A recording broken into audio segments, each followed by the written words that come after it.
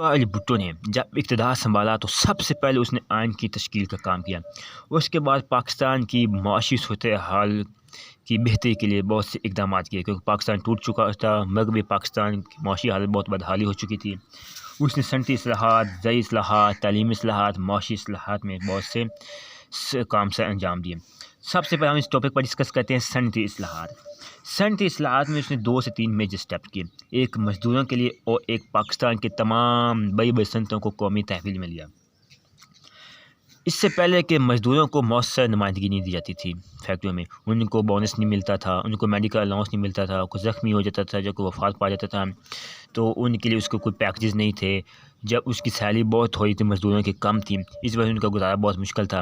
اس کے لیے فیکٹریوں کے اس میں ایک امپلیمنٹ کروایا کہ پابند کیا کہ تمام مزدوروں کو ایک مؤثر نمائندگی، ان کے بونس وغیرہ سب کچھ مزدوروں کے حقوق مقرر کیے جائیں۔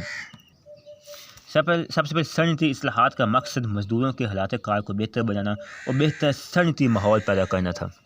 ملک کی معیشت کی تعمیر نو کی خاطر صنعت کی بحالی اور ترقی کے لیے مزدوروں کو صنعتوں کی انتظامیہ میں مناسب اور مؤثر نمائندگی دی گئی، ان کی یونین مقرر کی گئی، ان کے مزدوروں کے اوپر ایک سپروائزر وغیرہ مقرر کی گئی تاکہ وہ تمام کے مزدوروں کی یونین کے اندر وہ یونین مزدوروں کے حقوق کا خیال رکھ سکیں۔ صنعتوں کے منافع میں مزدوروں کا حصہ بڑھایا گیا، یعنی جو منافع تھا پہلے بہت کم تھا، اس کا حصہ بڑھایا گیا۔ ملازمین کے لیے بونس کی ادائیگی لازمی قرار پائی گئی۔ پہلے بونس نہیں تھا، لیکن ذوالفقار علی بھٹو نے اس پر عمل درآمد کروایا۔ مزدوروں کے لیے صحت کی سہولتوں میں اضافہ کیا گیا، یعنی جو مزدور بیمار ہو جاتا ہے، کوئی وفات پا جاتا ہے، جو زخمی ہو جاتا ہے، تو ان کے لیے ایک تو صرف ان کی بونس اور ان کے لیے میڈیکل الاؤنس پیکیجز بھی لازمی قرار دیے گئے۔ مزدوروں کے زخمی ہونے، وفات پانے یا کسی حادثے کی صورت میں ان کو ملنے والے معاوضے میں اضافہ کیا گیا۔ گروپ انشورنس اور سوشل سیکورٹی کا نظام نافذ کیا گیا۔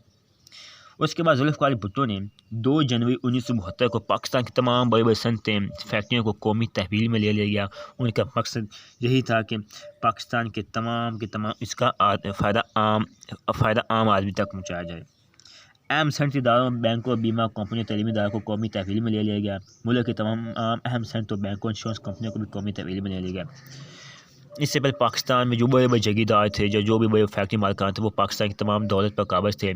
عام آدمی بہت غریب تھے۔ اس نے سوچا کہ تمام بڑی فیکٹریوں کو قومی تحویل میں لے کر کارخانوں کو اس کی جو پاکستان کی تمام عام آدمی تک فائدہ پہنچایا جائے۔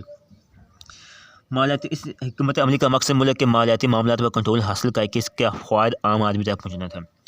اسٹیٹ لائف انشورنس کارپوریشن بھی ذوالفقار بھٹو کے دور میں بھی اس کا ادارہ قائم کیا گیا۔